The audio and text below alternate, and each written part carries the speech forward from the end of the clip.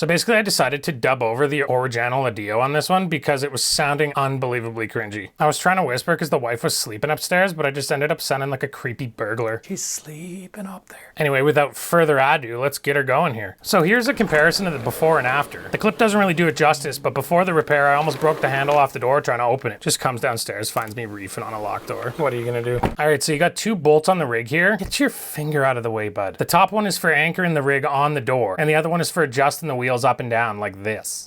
And then I flip it. So you bust out the spin gun and blast that lower bolt lefty-loosey until the wheels are pulled all the way in. Then you slide the door closed and do the same thing to the other side. But first you gotta gorilla grip that shelf out of the way because you don't plan your videos and you certainly can't be bothered to make enough space to work comfortably. Next you're gonna wanna lift the door up into that channel there, and then in theory the bottom should pull out towards you and out come the door. In reality it's gonna be a lot sadder than that. First we gotta let little Koopy in, all little cute little... What are you doing with your hand, bud? So this technique here is known in the biz as hodl and huck, the cling and fling, the go and throw out your back like a jackass because you're standing there like an overbaked muffin trying to pretend like you know what you're doing. And basically what I ended up having to do is just unscrewing that fastener that holds the assembly in there, just enough so that it wiggled around. And then I just ripped her out of there, right? Just like that. Okay, so like I was poorly describing before, all you have to do here is take your spin gun and blast that spin stick out of there.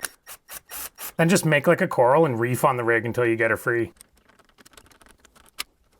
Just wrecked her, bud. Sucking.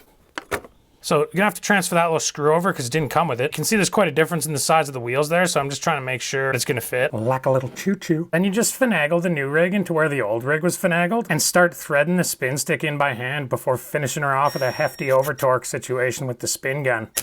Stripped her. So this is what I was talking about when I was saying I had to keep the top bolt loose in order for the door to clear the frame. Even fully retracted, the wheels don't pull in enough to clear the door frame. I obviously didn't figure that out until a decent struggle session had occurred. But you know what they say, work harder, not smarter, right? Okay, buddy, you know, you can edit that shit out, right? As with most things in life, guys, if it seems too hard, you're probably doing it wrong. And this case was obviously no exception. Life's a lot easier if you learn from your mistakes, but obviously in this case, I chose not to. Which if you've spent any time at all on this channel, you know it's pretty much par for the course.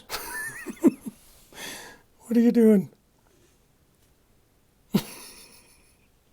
Peep, you can go around. At this point, you just gotta line the wheels up with that little track thing there.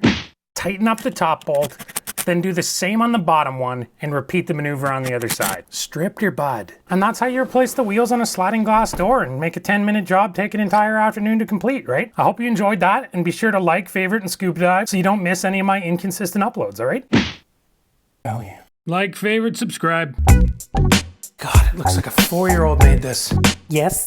I'm just wearing the same shirt for 2 days. Come on, bud. Oh, he's spitting everywhere. God. Man, that's just a hot mess right there, eh? Too many things going on.